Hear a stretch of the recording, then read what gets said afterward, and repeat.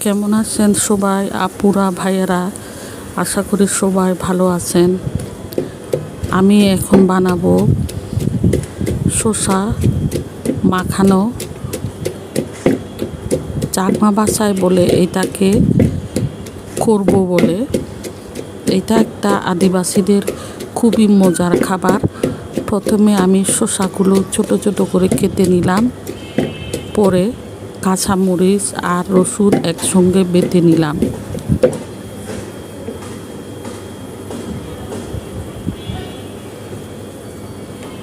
এখন আমি কাঁচামরিচের সঙ্গে লবণ দিয়ে মেখে নেব।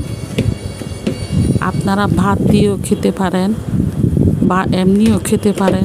দুপুর টাইমে অনেক মজা লাগে খেতে।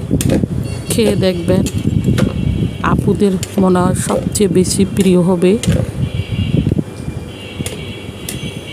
আর গরমের টাইমে তো সবচেয়ে বেশি ভালো লাগে। খেয়ে দেখবেন সবাই। সবাই ভালো থাকবেন।